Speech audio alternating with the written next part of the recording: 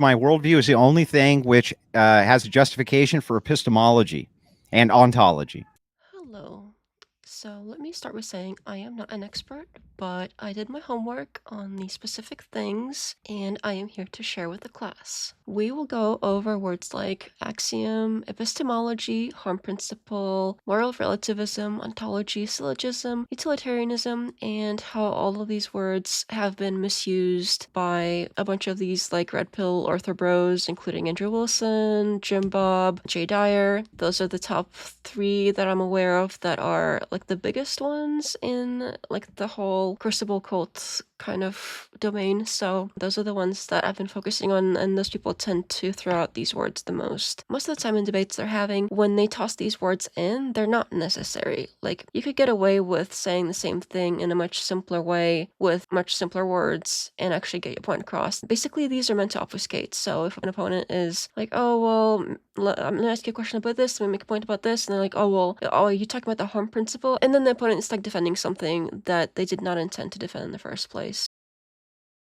Let's go ahead and dive into our little vocab study session here, starting with axioms. It's an axiom. It's axiom. Axiom. It's axiomatic. Axiom. Axioms. My axioms. Axiomatic. An axiom. Not axioms. Axiom. Axioms are axiom. Axiomatic. Axiomatic. Axiom. Just an axiom. Axiomatically. Axiomatic. It's an axiom. My axiom is that axiom. An axiom is basically a starting assumption in a system that is like a formal system that you don't try to prove inside that system. So it's something like a rule that you agree to before doing the math or the logic. So outside of math, which is kind of where we're at in this discussion right now, you can use an axiom sort of to loosely mean like a baseline assumption, and you should say what system or values you are assuming. So it's like a 2-part thing. So you have to have the baseline assumption, and then you have to have the system. And it has to go, the assumption fits inside the system. A lot of times it gets misused in the following ways. If you declare something that's controversial, like a moral or political claim, as an axiomatic claim to dodge justifying it, that's a way that it gets misused. And then saying something like, well, my axiom is X or something like that. And that's to shield the preference from critique. So say you have a preference for something, you have an opinion about something, and you're like, well, that's my axiom. Well, okay, so now you can critique it because that's my axiom. That's where I'm starting. But you're not like putting it inside a system, and it's not like a regular baseline assumption that fits inside a system. It's overall like, oh, well, I have a preference for X, and then that's my axiom, so haha, you can't criticize it. Another example in ways that it gets misused often that I've seen is dropping the word axiom without naming the framework or the system or why the audience should accept it. That's another one we see a lot. So a lot of times our dear leader, Andrew Wilson himself, goes ahead and defines the word axiom for us, which, how nice of him. That's so nice. However, the definition is not quite right. Declaration of Independence, truths to be self-evident, all men are created equal, that they are endowed by their creator with certain unalienable rights, life, liberty, pursuit of happiness. Right. What you're talking about there is an axiom. Axioms are not a justified starting point. The only justification you can have for a starting point is through God. I've never seen a secularist present anything other than an axiom, meaning I just think we should arbitrarily start here for our philosophical discussion for no reason whatsoever. It's not based in anything. It's just an axiom. My axiom is that axiom's wrong. Why am I wrong? When we're referring to an axiom, it can be like a moral premise rather than like a strict mathematical axiom. Apparently, in moral philosophy, that's sometimes an acceptable thing to say as like a shorthand way of saying things. It's a first principle of a political system. So that's sort of okay. But then he goes from this first principle sort of moral premise, and he pushes it into the technical sense of axiom, like logic metaphysics, and that's where everything kind of goes downhill in terms of confusion. So when he says that axioms are not a justified starting point, the only justification you can have for a starting point is through God, that is incorrect. In philosophy and logic, axioms are starting points of a system, necessary for reasoning at all. So it's not something that's proven, it's a foundation. So here he's redefining axiom as an unjustified assumption, but that's not how the term works at all. So the definition cancels itself out. So if no starting point can be justified except God, then his God is the only justification claim itself also has to rest on some starting assumption, and that would be an axiom of faith. So make it make sense. And then he goes in to say, I've never seen a secularist present anything other than an axiom. Every worldview, including his own, starts with axioms. Otherwise, you can't even start reasoning. So the difference isn't whether you have axioms, but which ones you pick. So reason, revelation, natural law, things like that. So saying if you're secular, you only have axioms is like saying all atheists do is start somewhere. Okay, yeah, but so does everybody else. So, okay. Well, so Judges. what the founders did was they said it was axiomatic. They judged it on an axiom. We hold these truths to be self-evident. That would be axiomatic. They say rights are axiomatic. They're self-evident. You're making the same claim. What they're saying Well, hang on. it comes from reason and conscience? Well, they didn't specify, but I think that I could probably grant that it comes from at least reason. Conscience, I'm not so sure, but maybe reason at least. But they're saying these are axiomatic. So it's known to everybody that these things are self-evident. However, they're not axiomatic because different cultures don't follow those laws or those rights. So how can they be axioms? They're not axioms. Confuses moral truth with real world enforcement. He says, well, if people break it, it was never real. That's the wrong test. He uses power as proof and collapses morality into brute force. And we're treating axiomatic rights as fake, if not backed by muscle. Wanted to, for instance, grant the right for preborn babies to have life. Well, how would you go about that? Do you go in the street enforcing it through brute force, or do you have a system that you have to go through that doesn't involve brute force at all? Right. So ultimately, so this is my point, right? So I'm glad that we can get to the crux of this. How do we do this? Well, we can look at the world as it exists currently so that we can look at the different modes of how this is done. Here in this country, in fact, there have been revolutions, there have been civil wars, there have been civil conflicts over these perceptions, even though it's supposedly axiomatic that we have rights in this nation, which we clearly don't. If you look in other places in the world, that's exactly true as well. They don't have rights inherent because there are no such thing as inherent rights, including women's rights. They don't have any rights absent enforcement. You point to institutional power, like, for instance, the Supreme Court. You say these women have more power. No, they don't. They only have as much power as the enforcement arm of men allows them to have, period.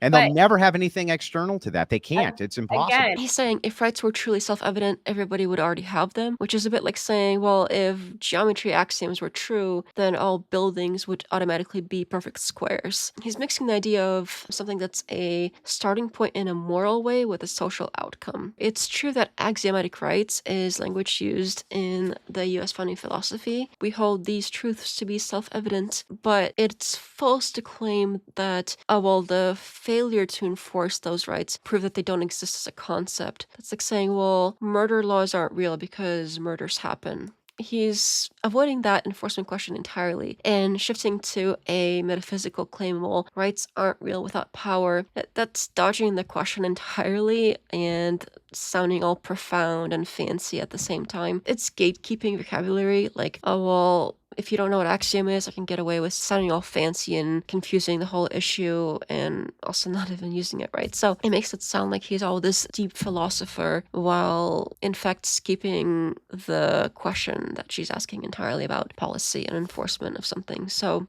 yeah, not real philosophy here. Intellectually and physically capable as the person next to them, I don't think we would need to establish human rights. Okay, so probably. So you think that rights then come from your mind? They don't come from any external source, just people make them up. What do you mean? Well, I mean, if absent something for you to ground this axiom on, unless that's all it is, just like a pure axiom to your own preferences, you'd have to tell me what you're justifying having a right on, where it comes from. Where does a right actually come from?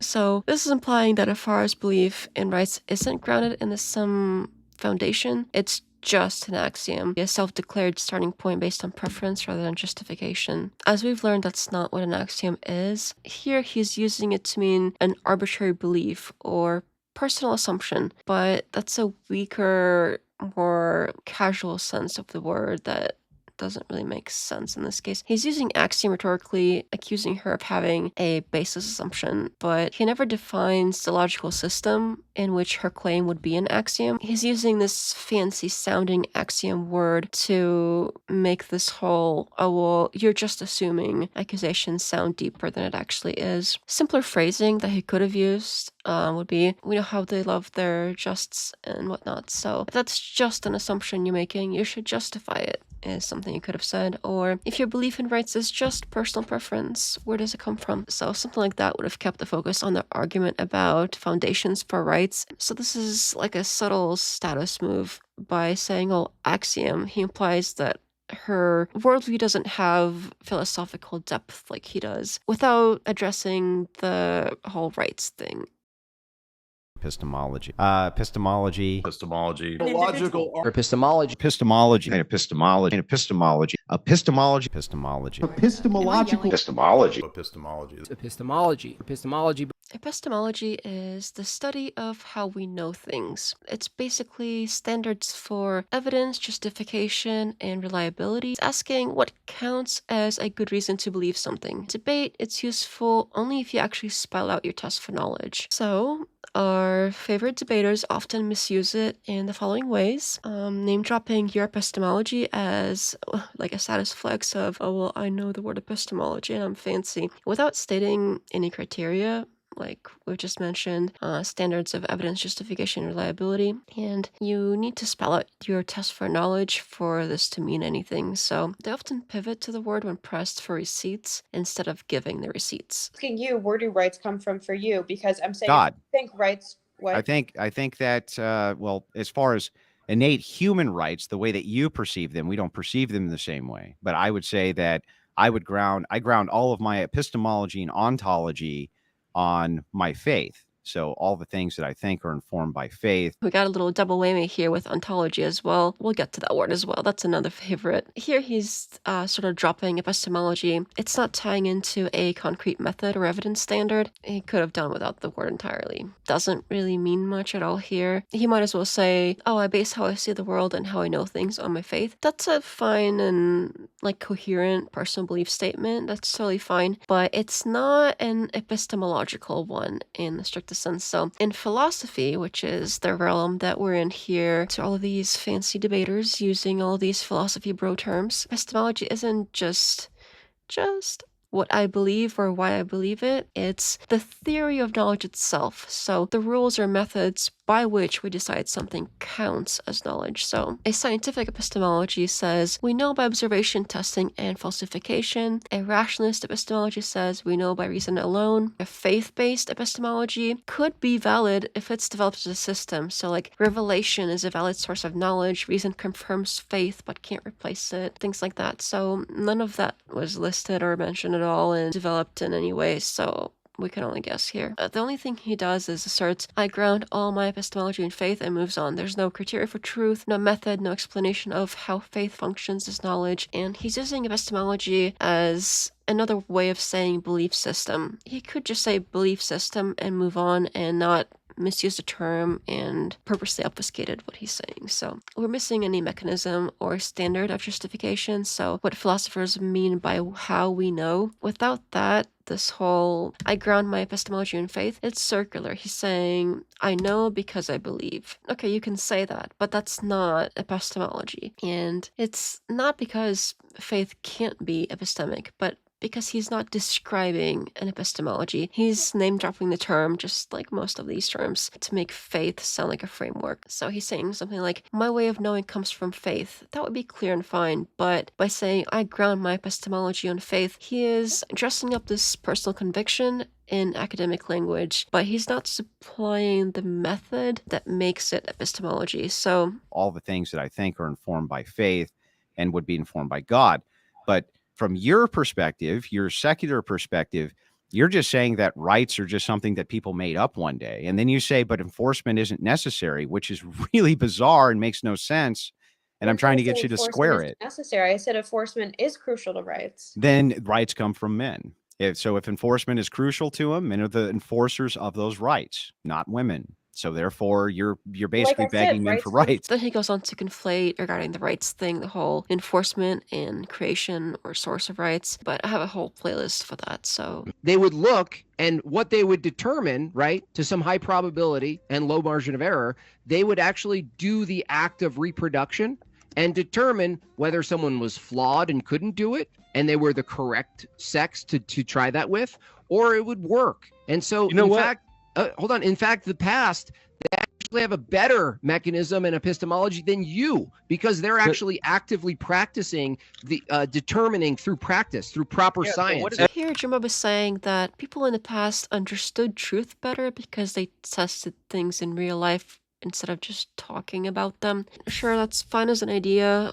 Whether you agree or disagree doesn't particularly matter, but using epistemology here is where things take a turn towards doesn't make sense. So again, epistemology is the study of how we know things. This is about theories of knowledge, like whether we know things by reason, experience, revelation. So he uses the word like it means method or system of learning. That is not what that means. What he's really doing here is he's talking about a way of figuring things out, not about philosophy itself. So he's turning a simple point like people used to learn by experience into something that sounds deep, but he's not using the term right, so it's not making sense. It's like saying they had a better metaphysics when you mean they understood how things worked better. See how that sounds wrong? What he could have said was they had a better way of learning from experience, or they actually tested reality instead of just arguing. They'll actually just now. That would be clear without the whole philosophical word salad that this turned into. I don't know why he said it this way. Well, wait, I do. He's trying to sound like he's making this serious scientific point, but really epistemology is used as a fancy substitute for method here, and it doesn't make his idea wrong, but it makes it sound more intellectual than it is, and it's misusing the word, of course. Epistemology means the philosophy of how we know things. He's saying something sensible, but using the wrong tool for the job, like using a microscope to hammer a nail. Justification is that that laws will always never be perfect. There will always be infringements. For example, we would say that theft is wrong. It's wrong to steal. But is it morally wrong if your family's starving to death and someone's holding you at gunpoint and you have to steal?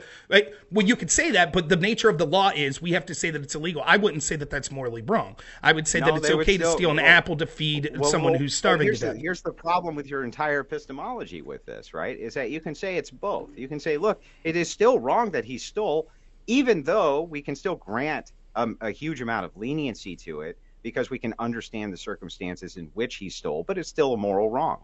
Rob is pressing on Andrew here to justify how he knows divine revelation is a good basis for having political authority. And instead of answering the challenge, Andrew goes, well, here's the problem with your entire epistemology with this, right? You can say it's blah, blah, blah. And then he pivots to a critique of Rob's worldview rather than explaining his own method for evidence. Again, epistemology is a branch of philosophy that studies how we know what we know. What counts as justified belief, evidence, or truth. It's about methods of knowledge, not simply your opinion. So to invoke it meaningfully here, he would have to identify what his opponent's way of knowing is, like is it empiricism, rationalism, fideism, etc., and then critique why that method fails. So here, he doesn't specify any method or principle of knowledge. Again, the phrase is like a stand-in for your whole way of thinking. They turn Rob's challenge about evidence into this whole meta debate about Rob's epistemology without ever naming what the epistemology is. And the whole effect is to sound like he's addressing the roots of the issue when he's really sidestepping the whole question. Well, how do you know this is true? He could have said, well, here's the problem with the way you're reasoning about this, or your way of deciding what's true doesn't account for X, Y, or Z, or you're assuming evidence comes from science. Let's question that. So epistemology here fits grammatically, but it doesn't add any content. There's no method identified. Philosophically, it's misapplied in this case. It's used as a synonym or another way of saying worldview rather than a theory of knowledge. So purpose here is to create this impression of this deeper academic critique while also deflecting the question being asked. Saying something like, here's the problem with your entire epistemology. It sounds like he's getting through the root of something, but really it's a high status version of, oh, you're thinking wrong, and misusing the word, obviously. He's not analyzing Rob's knowledge method. He declares it flawed. Like, okay, Sure, it sounds philosophical, but it's like a smokescreen. It's shifting the tone to assert dominance, like most of these words are meant to do when used by these specific people in debates, rather than actually advancing the argument. The next word that is commonly misused is harm principle. The harm principle, The harm principle, harm principle.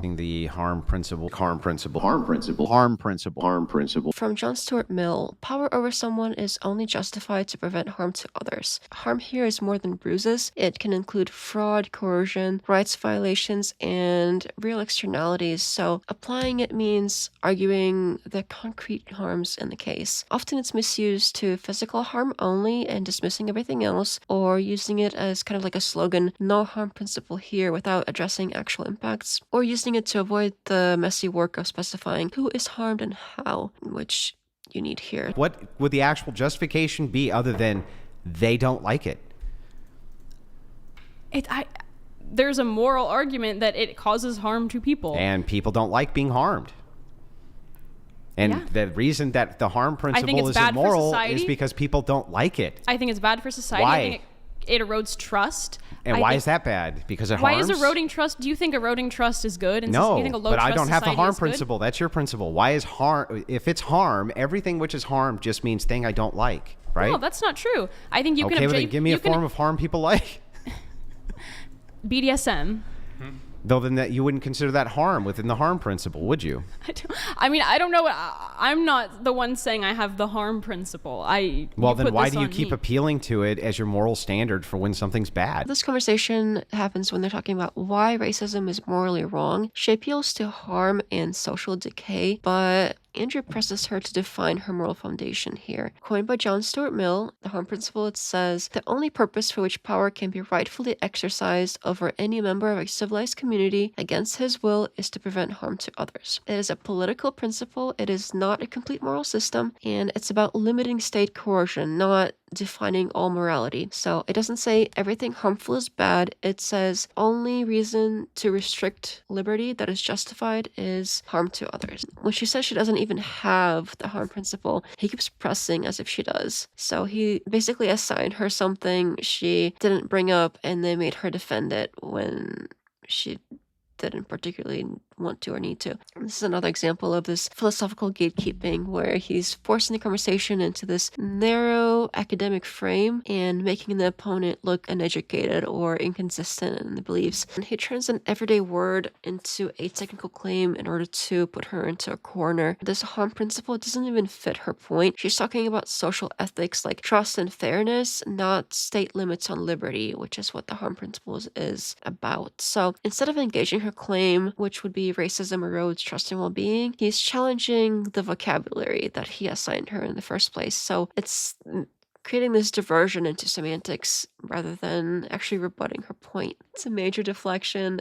It's avoiding her argument about social harm by shifting into this meta logic, like define harm, and frames her as philosophically illiterate. Oh, she can't quote Mill, she looks unserious. In the phrase, harm principle, that's your principle. Well, lets him play teacher and keep control of the dialogue. Long story short, this woman appeals to common morality like racism harms people. Andrew reframes it as this technical doctrine, the harm principle, and demands this formal defense she never offered. Then he claims victory when she can't define it academically. And the harm principle here isn't about John Stuart Mill or ethics at all. It's about status control, turning a conversation about racism into this pop quiz on moral philosophy. I wouldn't classify myself exactly as this, but I'd say I generally do prioritize utilitarianism or maximized utility for all the people in a society. And does that operate off of a harm principle? Yes. Okay, and so harm is utility. So if you're using the harm principle, just real quick, can you just tell me what kind of like generally consider harm? The harm principle dictates that the government should only prevent people from doing something if it is going to inflict physical harm on another person. That's John Stuart Mill's harm principle. Yeah, but I mean, so that's Mill, but I mean, Bentham also was part of utilitarianism. Yes. So Bentham had a hedonic calculator. And so what he would do is he would say, X amount of harm based on not maximizing pleasure. So another way of saying it'd be like maybe suffering. If you're not maximizing pleasure, then that's some form of suffering.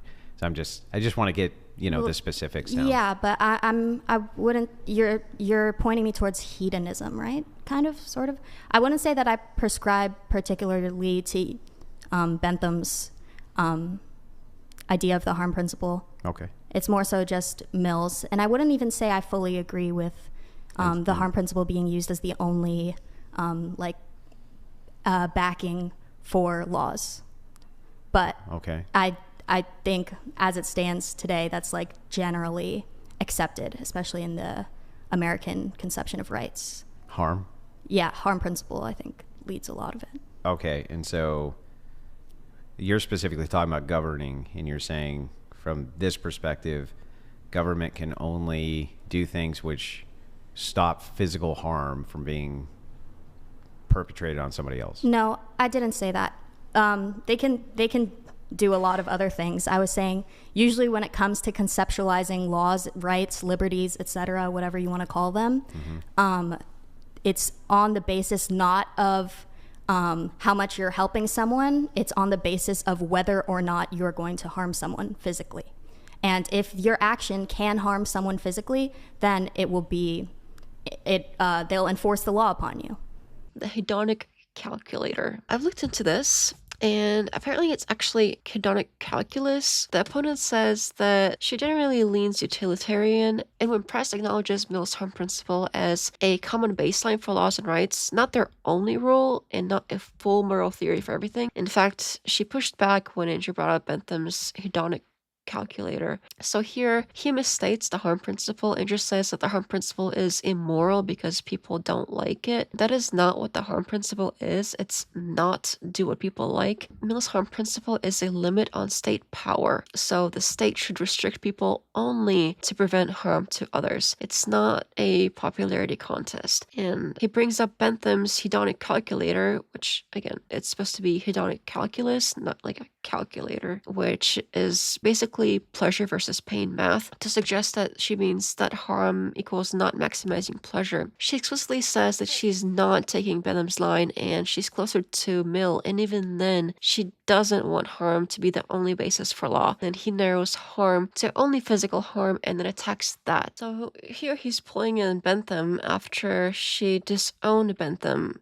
And that's clearly moving the goalposts. And he's treating the harm principle as a complete moral system and then dunking on it. It's a category error. It's a political constraint rule, not a complete moral theory. What he could have said instead was, when should the state step in? Only when someone else is harmed? What counts as harm? Just injury or fraud, coercion, betrayal? And instead he said something like, isn't your rule just what people don't like? That's not what she said. Long story short, the opponent in this case, she said, well, for laws or rights, a common baseline is don't harm others. I'm not Bentham, I'm loosely pointing to Mill, and it's not my only rule. Andrew calls the harm principle immoral because people don't like it, drags in Bentham anyway, and squeezes harm into physical harm only to make it look inconsistent. Well, here's a good example of it.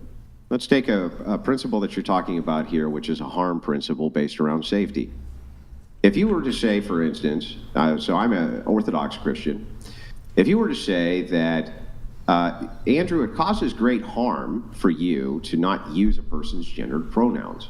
It causes them harm, causes them some degree of suffering and some degree of discomfort. I could equally counter with, but as an Orthodox Christian, it causes me a great degree of discomfort to lie to them, because from my worldview, that's exactly what I'm doing. Mm-hmm. Now, in this case, you have to put yourself in my shoes and empathize with me while I empathize with you. Who do we side with here? So here he brings up a harm principle to sound like he's applying philosophy, but all he's doing is comparing two personal discomforts, theirs versus his. In Mill's original sense, the harm principle limits what governments can ban. You only restrict actions that truly harm others, not things that merely offend or bother someone. So Andrew turns it into both sides are feeling hurt, so whose feelings win. That mixes up moral disagreement with the concept of actual harm. And a clear way of saying this would have been, if you think not using pronouns hurts someone, but lying about them hurts me, how do we weigh those two harms? That would get the same point across without dressing it up as a formal principle.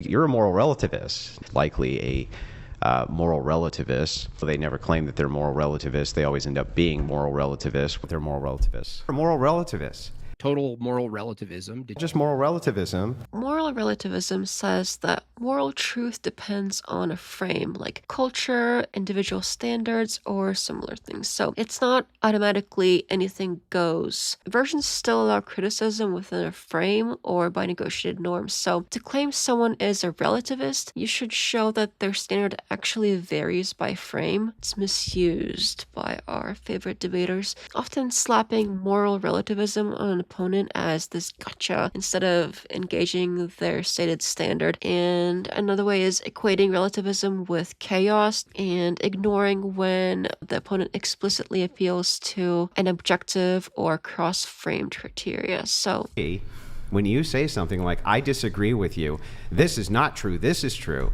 you're a moral relativist. You don't even believe in a standard for truth. You have no standard for truth. Why would you ever make a claim something is true or not true? So here he's mixing up two different ideas. Moral relativism means you think right and wrong depend on opinion or culture, not that truth itself doesn't exist. Truth relativism means you think there's no single standard for what's true or false. So in this line he says you're a moral relativist, but then argues the person has no standard for truth. Those are two separate things. So basically he's accusing them of denying truth when the word he used only means they think morals are subjective. He should have said truth relativist or you don't believe in objective truth. But they all know that. They all know that they're moral relativists. Oh, like none of them are confused. Oh, yeah, but now you know. Yeah, it basically always reduces. There could be some arguments I think which can be made against it, but basically all of it reduces to relativism and preference. So if it does, and it's all just based on your preferences, just things you prefer, then you can never justify why this guy's preferences and that guy's preferences are no better than your own. So here he declares the other side moral relativists, then equates relativism with just personal preference and concludes that no one can justify any moral ranking. He's conflating different categories, like moral relativism, which is morality depends on framework/culture. That's not the same as subjectivism, as in it's just my personal taste. And he treats them as the same thing. And apparently there is such thing as non-religious subjectivism that he ignores, and plenty of secular views claim objective standards. Some of these include conscience duties, rule utilitarian constraints, contractualism, naturalized moral realism, etc. Now, don't ask me what any of that means, but apparently they exist. So he's jumped from non-religious to relativist. It's a false dilemma because you could be non-religious and be objectivist. The opponent explicitly says, I didn't. He doesn't extract a principle from her that forces relativism. All he does is asserts the label, and she seems to deny it. So he's just like, oh, well, you're a moral relativist. And she's like, I didn't know I was the moral relativist. That's news to me. So that's silly. And this overclaim of always reduces, that's a favorite. I should do a supercut of him saying always reduces, because that's one of his main arguments for a lot of things, like, well, force, like everything, oh, it always reduces to force, etc. Things like that. Like, it's not an argument. It's a universal claim without argument, and to be valid, he would need to show why each life standard, duty, rights, harm, fairness, why it collapses into pure preference. Not anything that happened in this debate. If she affirmed morality is only personal or cultural, or conceded that there's no better or worse across views, then calling it relativism or subjectivism would fit, but he doesn't secure that admission here. Something that would be like a more clear way of pressing on her without adding in this jargon would be something like, without a divine law, what makes your rule more than a personal or cultural habit? What objective test ranks it above competing rules? He would ask for the standard first and then evaluate it. Claim that they're moral relativists. They always end up being moral relativists when you dive into it. And here's another one. They always end up being the same thing as his always reduces. Apparently he knows everything that always happens. It's interesting. If that is the case, there's really no argument which can be made from the moral side why men don't just use force to enslave all women, which they can do. And there's really not much that women can do about that, except we just don't. We just haven't done that. But in most parts of the world, Where that is done, there's very little that women can do. So essentially, feminists are always appealing to men and men's force in order to protect their rights. Here he's using moral relativist as a catch-all insult rather than describing a real moral framework, rather than identifying a position that denies objective morality. He assumes his opponent has no consistent ethics and immediately leaps to men could enslave women extreme to prove that relativism leads to chaos. By the way, why is it always this enslaving women that he goes to? Moral relativism means morality depends on culture or perspective. It does not mean that one believes anything goes, and he treats it like a synonym for degenerate or without morals, which is not the same thing. It's something that would be a simpler way of saying things that could have worked for him. Like, if you think morality is just personal preference, what stops stronger people from doing whatever they want? That would communicate the same worry without falsely invoking a philosophical category. Here, this moment comes after a feminist criticizes the force doctrine and reframes her view as moral relativism to sidestep addressing the specific moral reasoning about consent and power. This is used as more of a pivot rather than engaging with metaethics in a genuine way. I mean, that's the thing in question, the ideals. Like, if the ideals of the opposition are either non-existent, total moral relativism, degeneracy, progressivism, you see what where that took us, right? That's unbridled as well. So he's lumping the opposition into a basket of pejoratives, using moral relativism as a quick moral diagnosis. They have no fixed ideals, that's why things decay. So this is conflating moral relativism, which, as we know, a meta-ethical view about how moral truth depends on framework. Now, it's conflating how that's treated the same as degeneracy and progressivism. Those are value judgments and a political label, not meta-ethics. So he's not identifying whose view he's describing or show that their standard indeed denies objective morality. It's the whole opposition equals relativists thing without any proof. And again, a category error here. Relativism isn't no ideals or anything goes. Relativists still reason inside a system like culture, practice, or contract, and subjectivism, nihilism would be closer to no ideals. Now, there's a whole vagueness here, like unbridled, and you see where they took us hint at bad outcomes, but doesn't give a causal link, like what policy, what effect, how do we know? And there's also a missed engagement. So the live issue in this debate is about governance trade-offs, but is about governance trade-offs. This swaps in a concrete policy question for an identity label. When this move would be fair is if a specific opponent explicitly said morality has no objective truth or it's only personal or cultural preference, then calling that relativism would be accurate, but he would still need to show how that stance drives the outcome that he claims. So something he could have said was, if your side doesn't believe in any fixed right or wrong, what stops policy from drifting with tastes and trends? Give me the rule that stays put. That would have been perfectly fine, but no, we have to pepper in all of these terms and misuse them. He bundles meta-ethics with insults and a political label. There's no target standard identified, no proof that they deny objectivity, and there's a vague you see where they took no causal link, and he swaps in policy analysis for identity tagging. Ontology. Ontology. Ontology. Ontology. Ontology. Ontology. Ontologies. Ontology. Ontology of ontology. Ontology. Ontology. Ontology. Ontology. There's ontology. The ontological.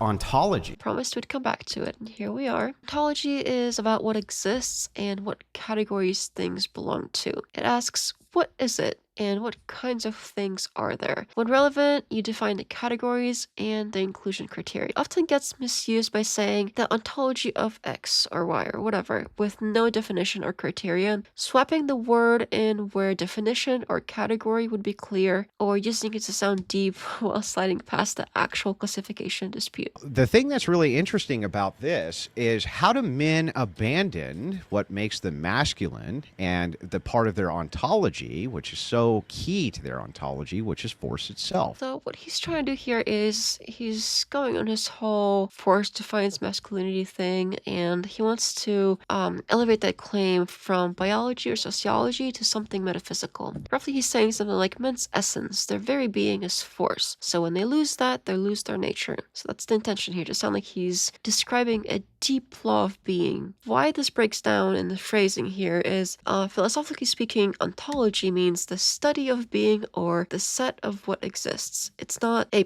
part of someone, and you can't have force inside your ontology like a body part. By saying the part of their ontology, which is so key to their ontology, he's using the word twice here as filler, as if it means nature or core trait. That's not how the term works in philosophy. Ontology doesn't have parts. So it comes off as redundant and circular, basically saying the part of their being that's key to their being is their being.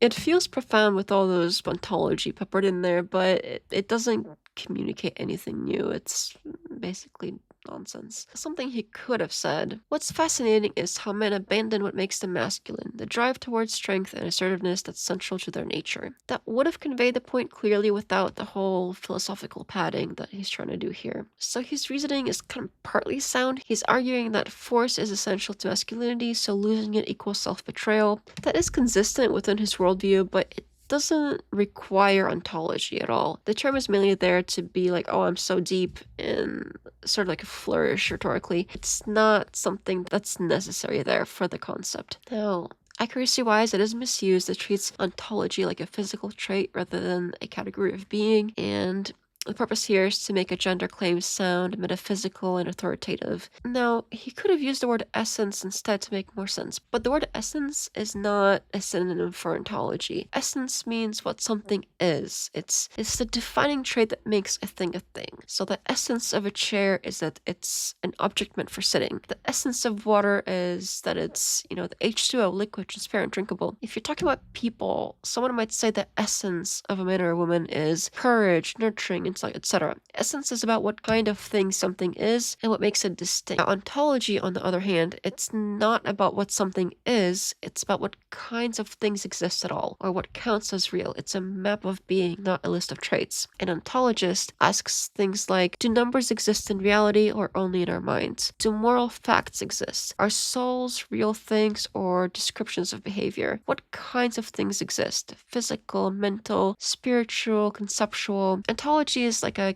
category level discussion, like what kinds of being exist in the universe. It's not about men's essence or women's essence. It's more about whether categories like man, woman, gender, if these are even real things and how they fit in the structure of existence itself. Now, when Andrew says that the difference between men and women is ontological, he's not really talking about what kinds of things exist. He's talking about what defines men and women. That is essence, not ontology. So by using ontology, he makes it sound like he's rooting his claims in the deepest metaphysics, like the structure of reality itself, when all he's really saying is men and women are different by nature. So it's like using cosmological instead of big to sound smarter, but it's not what the word means. So again, to summarize, essence, what something is. Ontology, what exists and how these things relate in reality. So he's making an essentialist claim, not an ontological one. He could have just said, men and women are essentially different, but ontologically different makes it sound mystical. And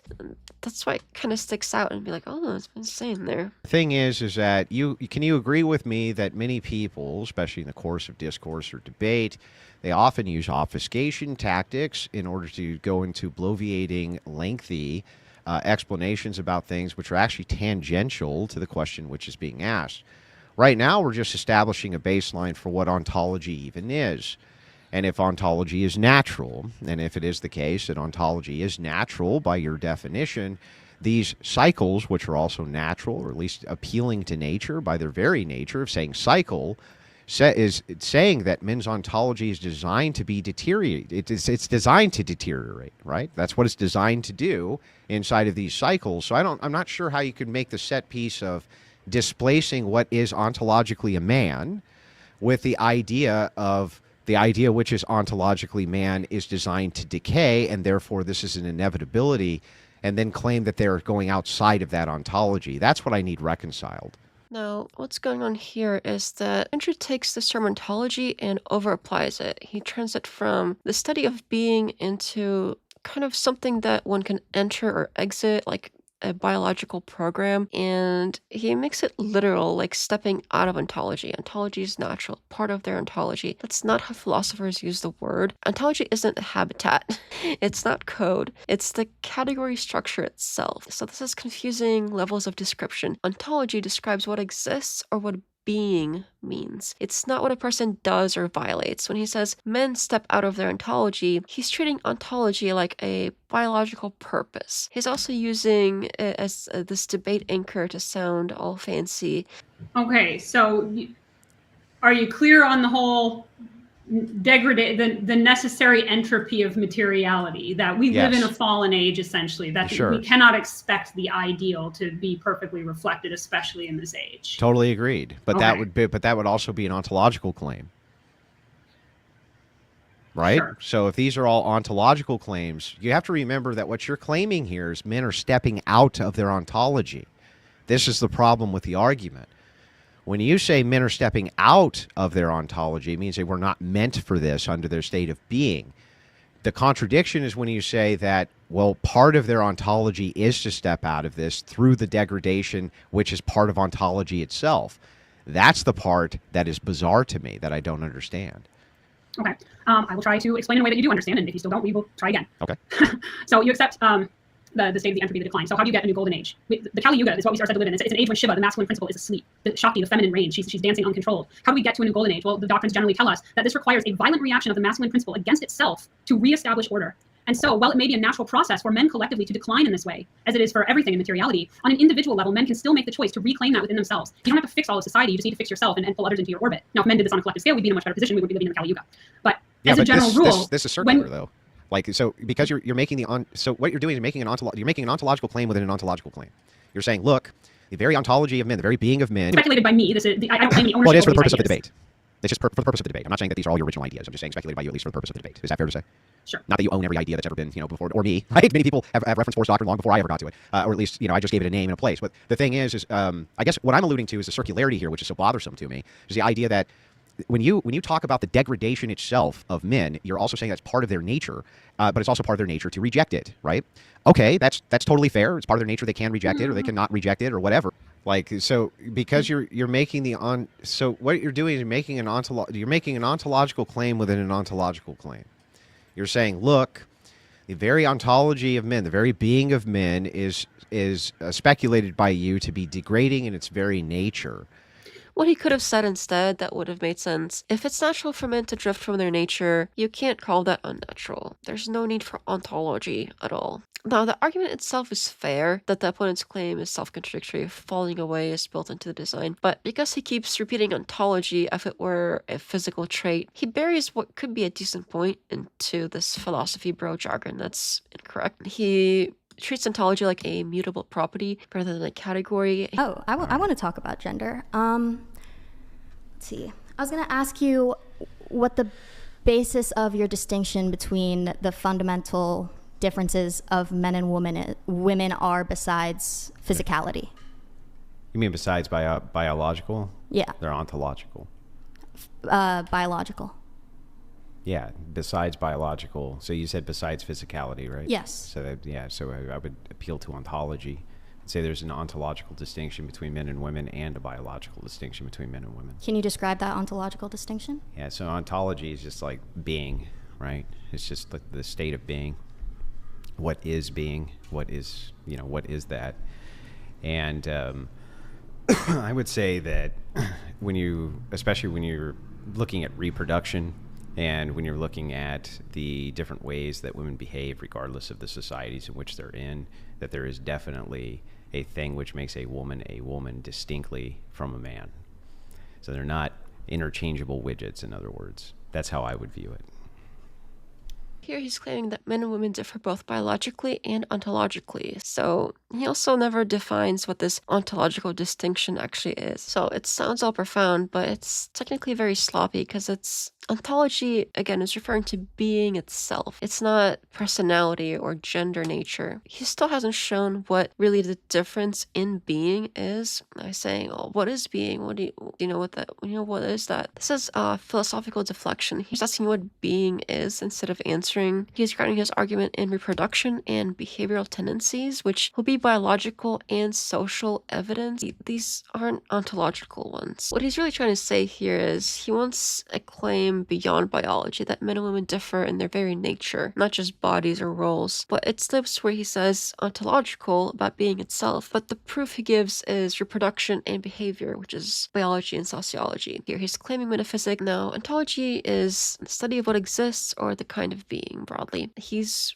really reaching for essence or nature here, like what makes something the thing that it is. Using ontology, it adds weight, but it doesn't clarify anything unless he pins down a real non-biological property of being. Now, something he could have done to really make it ontological in this case, he's Christian, so he could have done the Magruder route, that men and women each show a different side of what it means to be made in God's image. Their differences are built into existence itself, not based on culture or habits alone. So that could have made it ontological, but instead he gave us biology and sociology, not ontological. So sure, there's an argument in there somewhere, but somebody that only, went ahead and researched the terms and said, wait a minute, that doesn't make any sense, which is where we're at. We're here. We did our homework on these specific things, and it does not seem to make sense. So make it make sense, please. Syllogism. Cool syllogism. Cool syllogism. Syllogism. Syllogism. Syllogism. Syllogism. Syllogism. Syllogism. A syllogism is a structured argument with explicit premises that leads to a conclusion, like point 1, point 2, therefore something. What makes it valid is the form, but soundness also needs true premises. It often gets misused, like labeling a talking point a syllogism without listing premises and conclusion, calling the opponent's side syllogism invalid without naming the formal error, or using the label as some kind of fake formality to make regular value claims look airtight. I can at least give you, I think, a pretty good argument here. Here he says, I can't give you a formal syllogism. Well, she didn't ask for one, so okay, it's completely unnecessary. All it does is make him sound like philosophy bro smart and name dropping this logic term, but in the same breath admitting he can't actually give a syllogism. He's not presenting this structured argument of premises and conclusion. This is only a status signal here. He's implying something like logically airtight before not doing that and giving this casual explanation. Like, okay, but why even bring it up? It's peppering it in all of these little flakes of sophistication and not even providing one. I can't give you one, but let me mention this fancy thing I can't give you. Okay, well, nobody asked for that fancy thing. It's like you go to McDonald's and you order your burger and the person comes back and they're like, well, I'm sorry, I can't give you caviar, but here's your burger. Like, okay, nobody asked. An example of a syllogism would be something like, premise 1, all humans are mortal. Premise 2, Socrates is a human. Therefore, Socrates is mortal. Instead, what he gives is an informal justification. Well, he said it himself. I'm not giving you one, so don't even mention it. What he could have said instead is, let me try to explain my reasoning clearly. That would have been perfectly fine. Here's another philosophy word pileup. I'm sorry, I gave you an entire ontological argument for why women were necessary that Brian couldn't even give. I gave an entire I actually gave you an ontological syllogism for why women are necessary in society. Can you do that for men for me real quick? Can you give me an ontological syllogism for why we need men? Do you think you need women to function as a society? Yes, and I'll give why? you, What do women I'll give you an contribute in your eyes? explanation. Because I think that boys and girls both need their mother. And that there's an ontology which exists for women, their state of being, the feminine, and the masculine are both required to formulate good human beings. That's facts. I do not believe that you are going to have a society of good human beings unless you have the masculine and the feminine. I don't believe it. Right? So that's why I think you need both. And I think that the further you get away from the idea of the feminine in women and the masculine in men, the more fucked up people seem to get.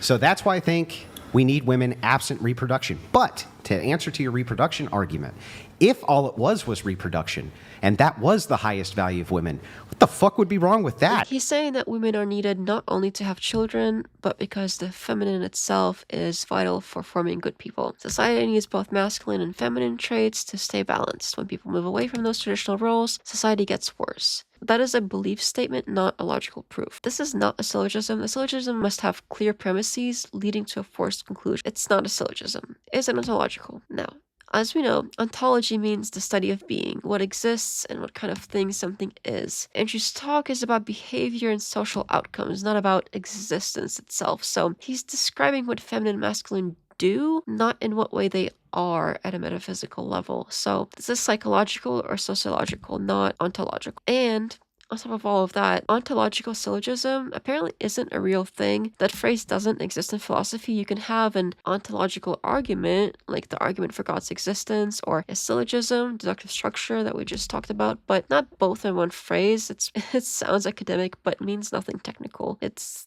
literally more of this peppering it in fancy words that doesn't mean anything. So if he wanted it to make sense, he could have said something like, humanity requires both masculine and feminine modes of being. Men embody the masculine, women embody the feminine. Therefore, both are necessary for a complete society. That would at least be a syllogism and fit the claim he's trying to make. But basically he's saying we need both masculine and feminine energy for a healthy society, but he calls it an ontological syllogism, which it's neither ontology nor syllogism, and he's trying to sound formal here, claiming he gave this structured philosophical proof about women being essential to society, but it's nonsense in this context. What he really means is something like, I gave a philosophical argument for why women are necessary. He's also using these words really performatively, adding this intellectual depth to it, rather than as terms that describe what he really did. Yeah, this is a word salad. It's neither ontological nor syllogistic, and a perfect example of this misused philosophy bro wordflation.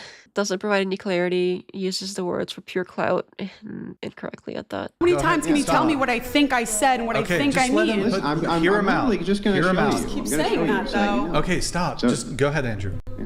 So it's just like this. Just premise one, men need to lead. Okay. Premise two, in order for men to lead, they need to have authority. Premise three, women need to vote. Premise four, why do women need to vote? They need to vote because men aren't adequately leading, so women need to have authority. That's the entire syllogism. So then the conclusion is men are not capable of leading, so women need to have authority so that they can pick the men that need to lead them. So it's actually stripping authority away from men. I don't know a way around that. Like I'm literally reducing it. And you still haven't addressed, again, that was not what I said. I didn't say men need to lead. I said they should lead. Ideally, men should be the leaders of society. But I don't think, you still won't address 15 times over. You're telling me what you think I said, but you won't address the one point, which is there has been a decline in what it means to be a man in terms of masculinity, in terms of chivalry, everything like that. Across the board, there has been a decline. It's just like this. Just premise one, men need to lead. Okay. Premise two, in order for men to lead, they need to have authority. Premise three, women need to vote.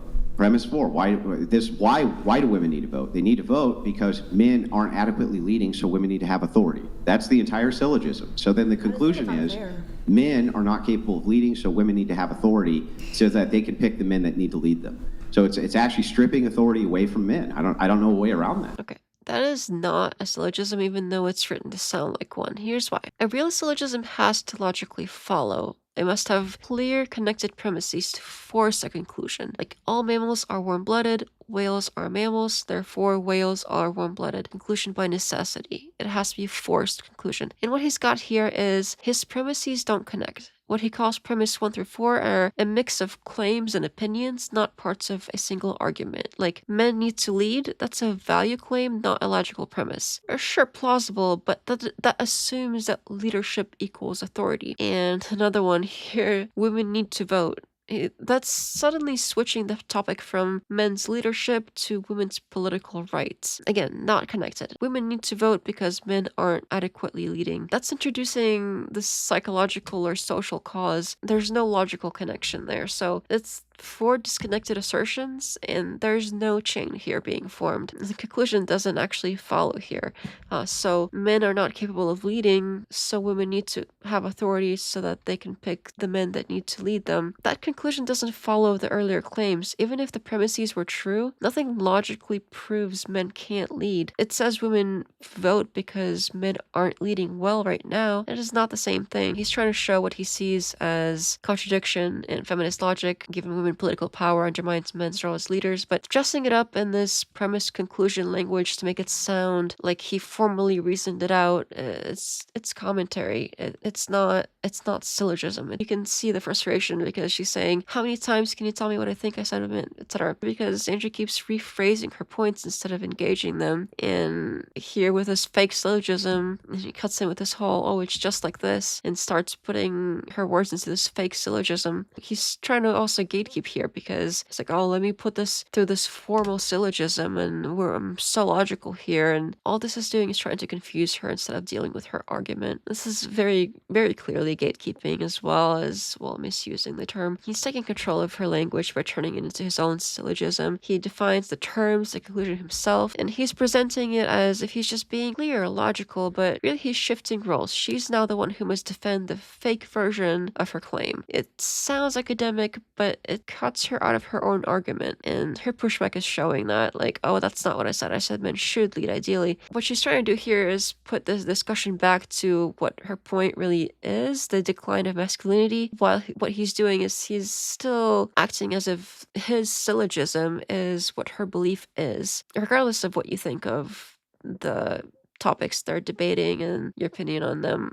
This not syllogism, very obviously manipulative tactics during debate. Overall, he's not really debating her view, he's debating his rephrasing of it. He misuses this formal logic structure as a dominance tool. In debating, especially this whole, blood sports debating, gatekeeping and taunting, what we're talking about here, this is like vocab flex to flip status, which is what we've seen a lot. I think everything so far can also be categorized as this like gatekeeping or taunting because they're peppering in big words that they know are going to confuse more than clarify, and often misusing them in the process. But these are even more egregious. So a lot of these are switching out the topic that is being discussed to meta discussion, like, oh, well, let's define these terms, and tossing in these philosophy terms that don't really have to do with anything. You could carry the discussion perfectly fine without bringing them in or trying to define them. You could carry on with good old regular, plainer English words. But here it's even more egregious, like they're quizzing this jargon to stall actually providing evidence for something if they're being asked for it.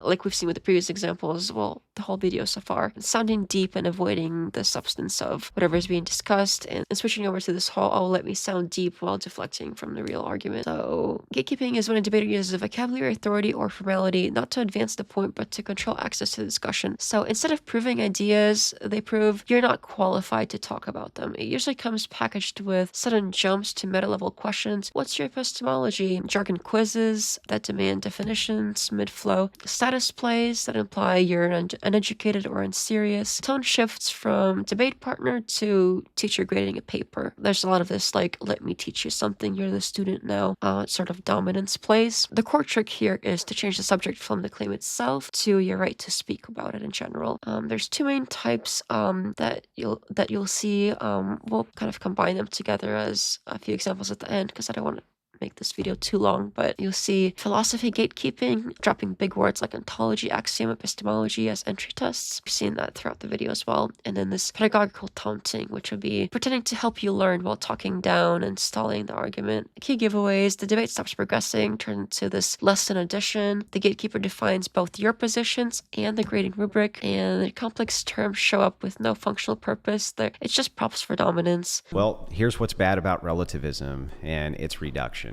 So it works like this. If you have a standard, we both have a worldview. And if I have a standard for truth, that means I need to have something which is an invariant standard, meaning we can apply all standards to it. This would require a standard for knowledge and epistemology. Okay? So your knowledge has to have a standard, and it has to be a standard which has no variant.